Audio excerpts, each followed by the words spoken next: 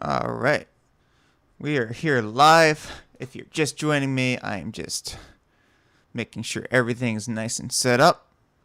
Streaming can sometimes be a logistical nightmare, so I'm just getting that all set up for you.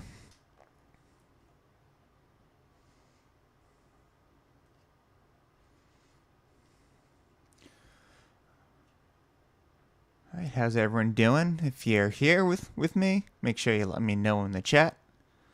I'm currently streaming to 3 different places right now, so if I miss your chat, I'm so sorry. And we will get started as soon as everything's ready, which should be very shortly.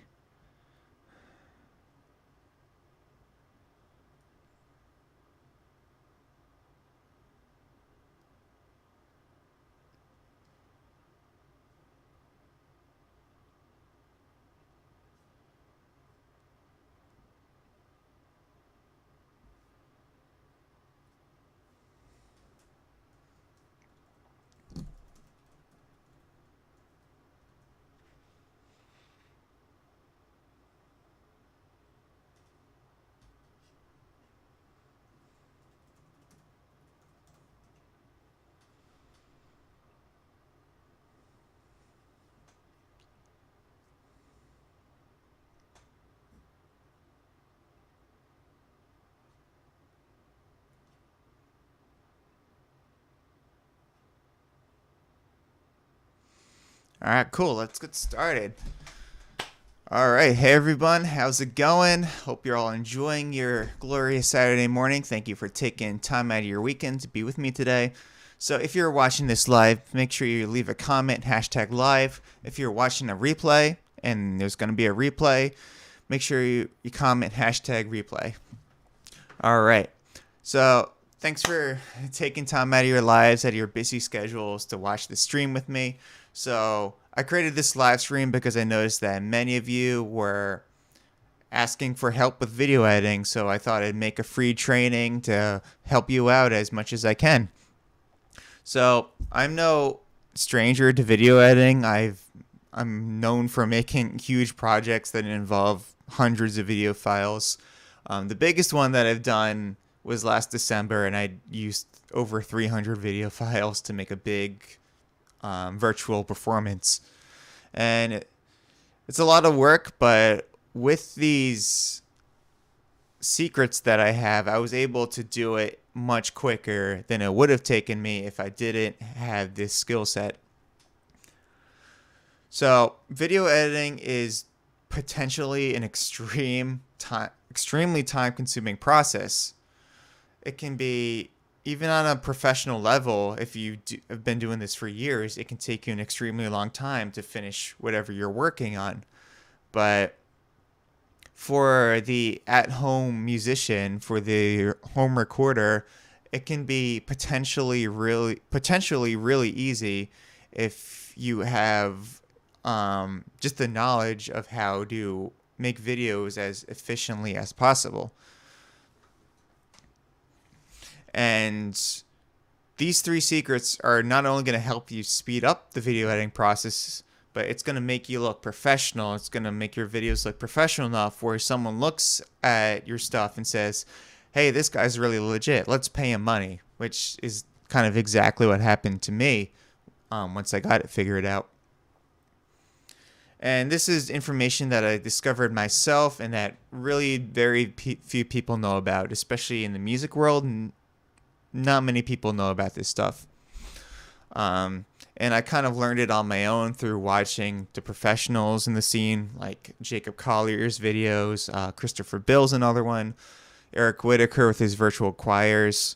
And I kind of just, it was my obsession because I'm really into film and video. So I kind of really obsessed over this and found some really good strategies to speed up the video editing process and make your videos look more professional and more engaging for your audience.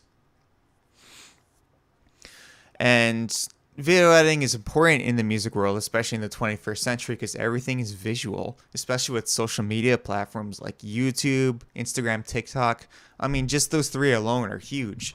So if you want to take advantage of the massive reach those platforms have and really get your music out there, you need to learn how to edit video and how to do it well so that you build up a following.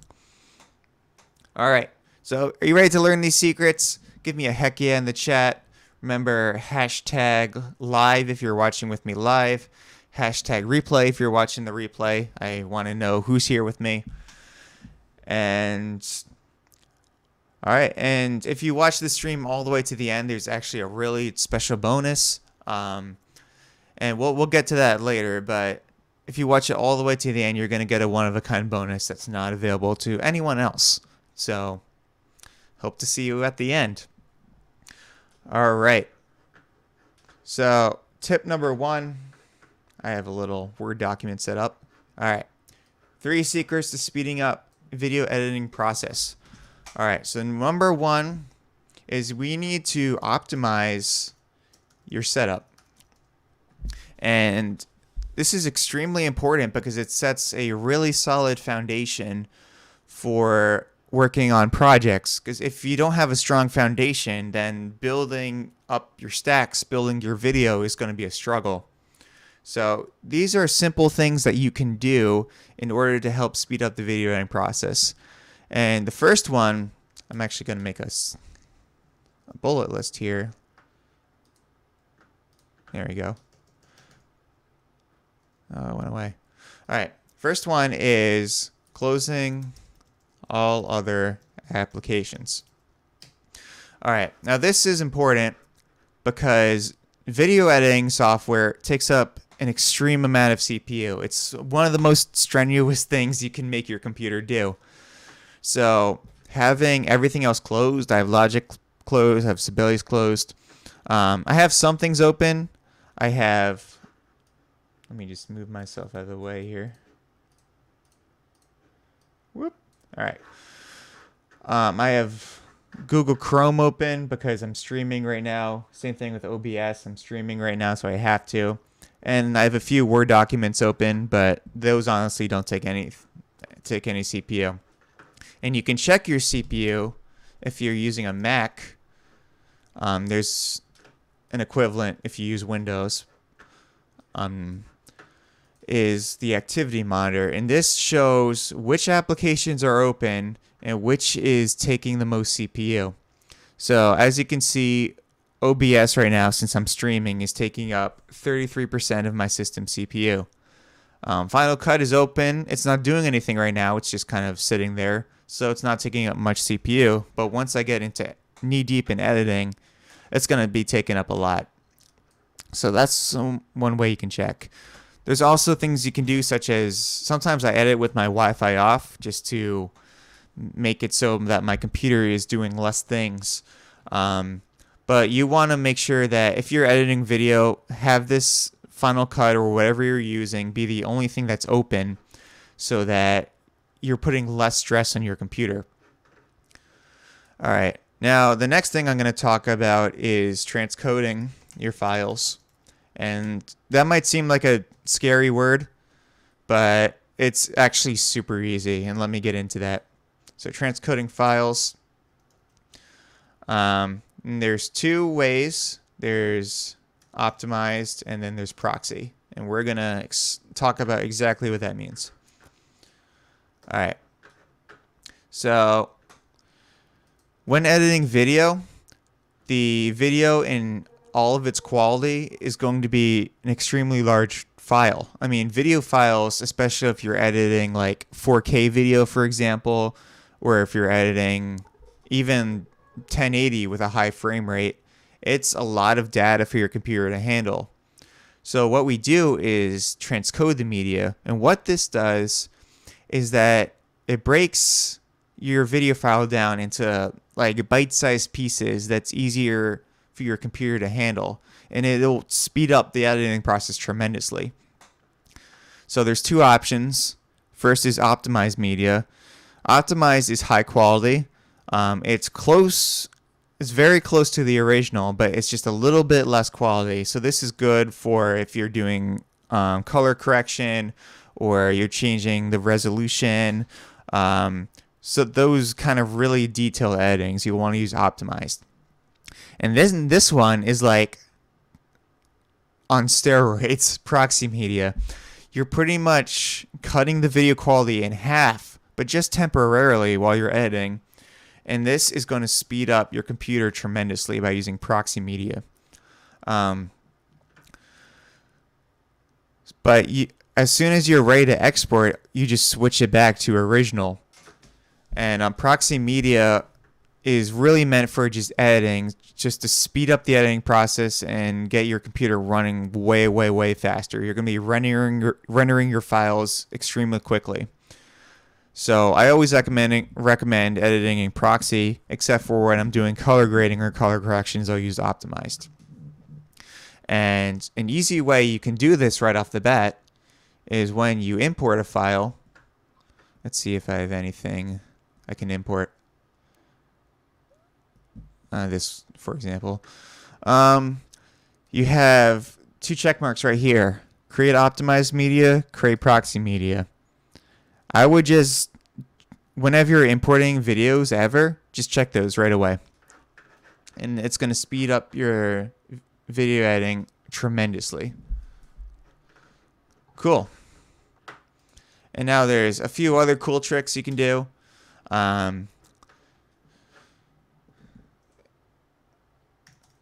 Reduce thumbnails is the next trick that I do.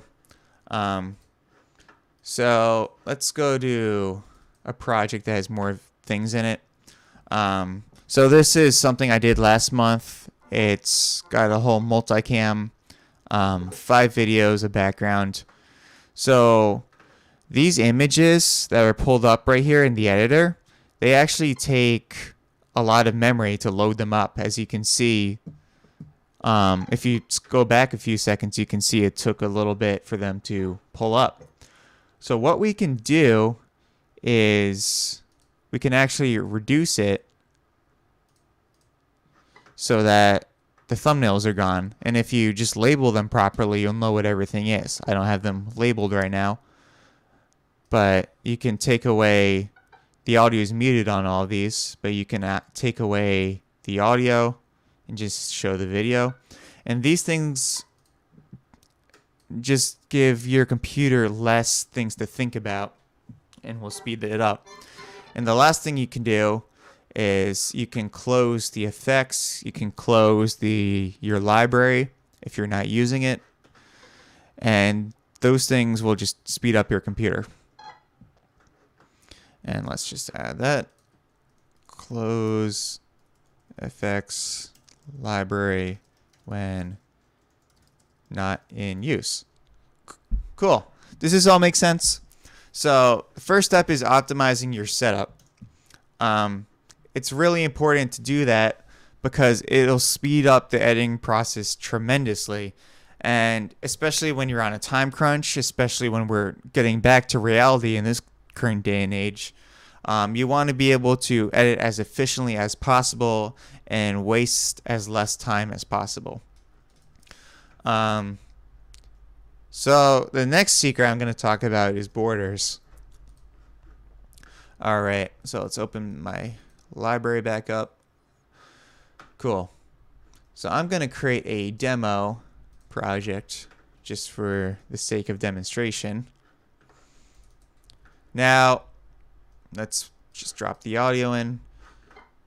And I'm going to put this back up just to make it easier to look at. Cool.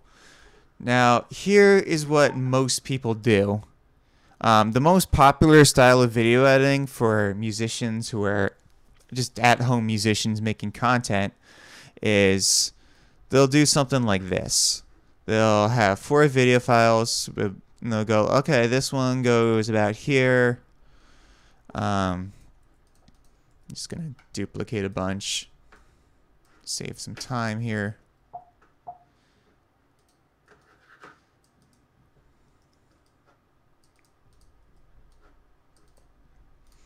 Okay, this one goes here, this one goes here, and this one goes here. To me, this looks super sloppy, having all this dead space it just doesn't look good to me. And you can see how it's all uneven. And this is how most videos look for people who are creating content right now. Because this style of video editing is really popular, especially right now. So people will kind of approximate and be like, okay, this looks better. Okay. And this actually takes up more time because you're pretty much guessing and checking. And even if you get it close, to me, this still really doesn't look that great. So something that's going to save you a lot of time and make your videos look actually professional is by adding borders. And here's how I do my borders. I just add a custom shape, custom, I don't know what it's called, if there's a technical term. And I reduce the Y axis, I kind of crunch it down, and this creates a solid line. And what I do is I'll just duplicate it, create another one. And now I'm going to rotate this 90 degrees to make a perfectly quantized grid pattern. See, this quadrant is perfectly even, this quadrant's perfectly even, this quadrant's perfectly even. It's professional looking now. Now all I'm going to do is take each of these. I'm going to zoom it in so that it's nothing but the green screen. Center it. And now I'm going to crop so that the edges of the clip are hidden behind the border. And then bam, done. And just to show you how easy this is and how quickly you can do this, I'll just do all of them right now, and it's going to take me less than a minute.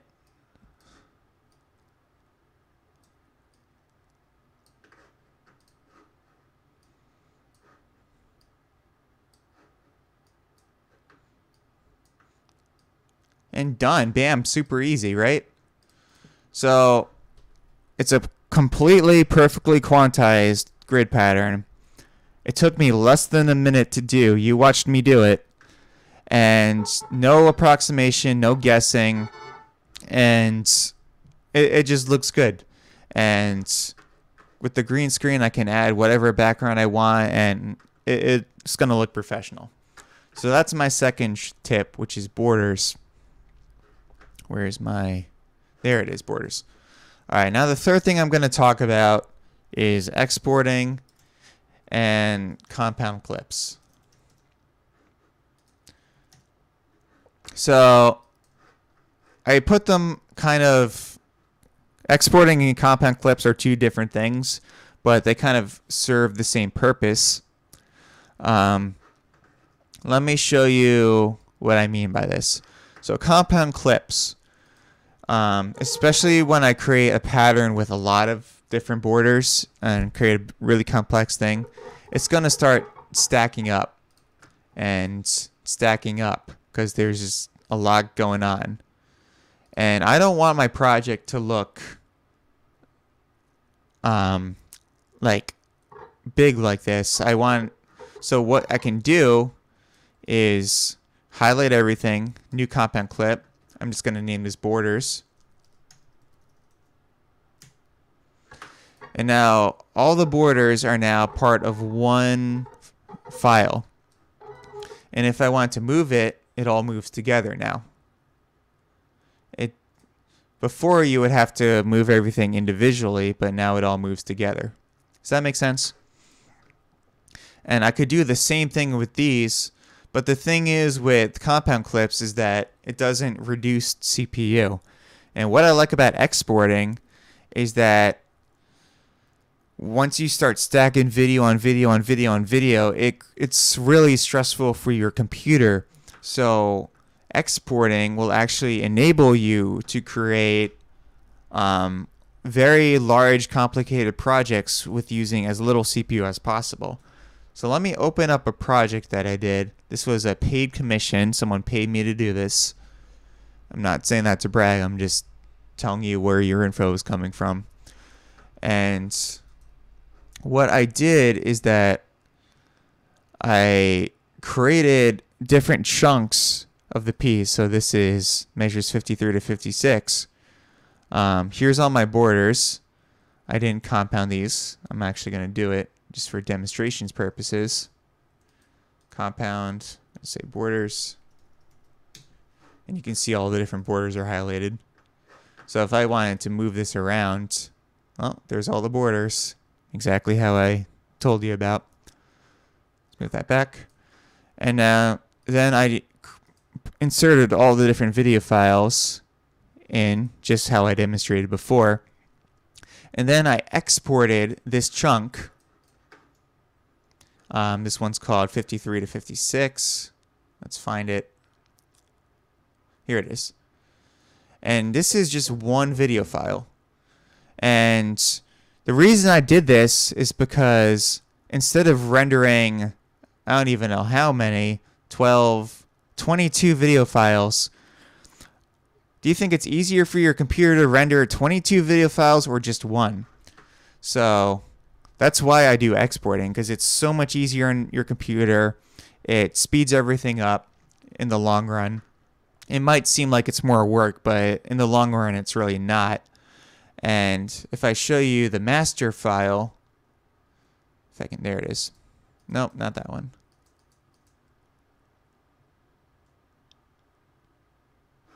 Cool. So the master file, I did a lot of actually editing in this, a lot of revisions. That's why these are all canceled out. But you can see I just added all the exported files, like measure 53 to 56. There it is. And it's just so much easier on your computer when you do it this way. Because imagine this project had like 80 something video files in it, and you can also add like cool effects like this one, for example. Let's make this bigger so you can see it. It's just one video file, and I made it transparent, and I made it so it's 3D looking with distortion. Here's how it looks normally. I think it's the same file that I showed you. And you can do really cool animation effects if you group everything together like this. Otherwise, you're animating each file individually, and that is honestly like a complete nightmare. So you don't want to do that. Cool. So that is my last thing. So we talked about, just to review, we talked about optimizing your setup. You want to close all your other applications. You want to transcode your video files so that it's easier on your computer. It's like the difference between a vinyl and an MP3. The vinyl is like the whole big deal. It's all analog signal. And then the MP3 is all chopped up. It's kind of similar to what you're doing when you're transcoding. So the optimized and proxy, we talked about that. Reduce your thumbnails. I spelled that wrong, excuse me. Close your effects and library when not in use. We talked about adding borders, and we talked about exporting and compound clips. All right, so what did you think? Like, it seems like really, I'm going to make myself bigger because I'm just talking to you now. Cool. It seems like really simple stuff, but it's simple things that like not many people know about. And after you apply these tips to your work and to your content, you're going to be able to reach a larger audience because it's more enjoyable to watch. It's more professional looking, and you're much more likely to attract high-paying clients if you market yourself as a professional with great video editing skills. Now, congratulations for making it all the way to the end of the live stream. So thanks for sticking with me to the end. You all are awesome. Now, so about that free resource, free resource that I told you about. Now, I actually have a one-of-a-kind offer that I'd like to tell you about. If you like to, so would you like to hear about this offer? Say yes in the chat if you're interested. I'm just gonna see who's watching right now. I got streaming on like 3 different places.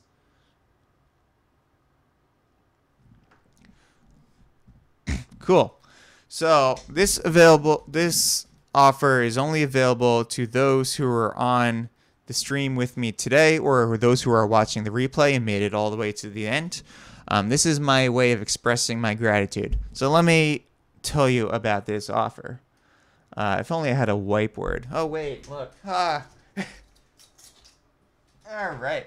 My whiteboard fell off my wall because my command strips were out, so this fell off the wall. See if you can see this. All right, that's good enough. All right, hopefully you can hear me. So I created like an on-demand program, kind of like a masterclass Netflix-style program. The first unit, I talk all about equipment and room setup. I want to teach you all about how to set up your room so that it's acoustically perfect. What equipment I recommend depending on what instrument you play, what your budget is. I don't believe that buying the most expensive equipment is necessarily for sounding professional. I want to work with your budget and be able to get you sounding the best as possible so that you can land high-paying freelance work. Second unit, I talk all about mixing and mastering. Now, mixing and mastering is important to do at home because it's really expensive to pay a producer and to record yourself at a professional studio, which ties into setting up your room at home. It's extremely expensive. People pay thousands of dollars per song for like an 8-hour session in a studio. Now imagine how expensive recording an entire album would be. So that's why I teach you how to mix and master from home, how to record yourself from home, so that you can create your own content, own your own distribution, and do everything yourself from home. And it's really doable, and I'm going to hold your hand and show you every step that I take to do this. Third is video editing. If you enjoyed this live stream, I think you'll really enjoy this unit. I talk about all about video editing, how I'm able to create professional looking videos, and how I'm also able to take advantage of platforms such as YouTube, TikTok, Instagram to reach my desired audience. And people hear with their eyes is the saying. You're going to keep people's attention. You're going to create more engagement to your music if you learn how to edit videos. And also, if you learn how to do it well, you'll earn paying gigs. I edit videos on the regular now. People reach out to me and hire me to edit videos for them because I show that I know what I'm doing. So it's a really good advantage to take. It's a really good opportunity to take advantage of. Fourth unit is all about social media. I'm going to hold this higher so maybe you can see it. Social media is huge in the 21st century, and most people don't know how to use it properly. So I'm going to teach you all about how the algorithms work, what kind of content to create, how to market yourself on social media, how to get your music out there to the most people. That's what that's all about. And the fifth unit is all about marketing, because I discovered that a musician in the 21st century needs to know how to actually make an income. This is something that they don't teach you in music school. Like in music school, they make it think like the only way you can make money is teaching lessons or playing in an orchestra. Like there's way more ways to market yourself and make money as a freelance musician in the 21st century.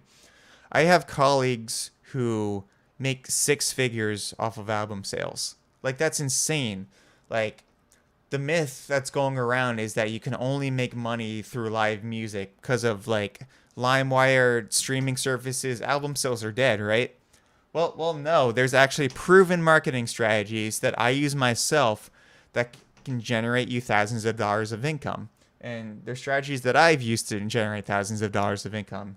So I wanted to include that in my program to teach you how, not only how to use these skills, but how to make money using these skills. So that is my program in a nutshell. It also comes with a free members-only portal, a free Facebook group, which you can collaborate with everyone else and ask questions. And it also comes with weekly coaching calls where we all get together on Zoom and I can help you out in real time. So if you need me to listen to a mix, cool. I can listen, give you feedback in real time. I can look at your videos and give you editing advice in real time. I can look at maybe your website, your email lists, and give you feedback on your marketing in real time. I can look at your social media, and it's just kind of getting like a free private lesson every week. So this course does come with a small investment, but hear me out here. So the first 10 people who opt in, I'm going to be practically giving this away for it super, super cheap. Just because you made it all the way to the end of this webinar, I'd like to show my gratitude by giving my program away for like an extreme super discounted price. Even at the super discounted investment, I want to make sure that this program is a good fit for you and that we're also a good fit to work with each other. So that's why I'm giving out 45-minute consultation calls. And during this call, we're going to talk about your goals and what your desired situation is. And if we decide that we're a good fit for each other, that I'm a good fit for you as the instructor and that you're a good fit for me, we're a good fit for each other, then I'll give you that super discounted offer into the program. But you got to act fast because there's only a limited number of spaces. Like I said, the first 10 people to opt in are the people who are going to get it. So once again, comment "I'm in" the chat if you're interested, or send me a DM and we'll move on from there. All right, this concludes today's live stream. Thank you so much for watching. If you have any questions for me, feel free to let me know in the comments or send me a DM, any clarification on anything. So thanks so much for coming out. Really appreciate it. And I hope that everything I discussed today will help you take your projects and your musical career to the next level. All right, everyone, have a great weekend. Stay safe. See you later.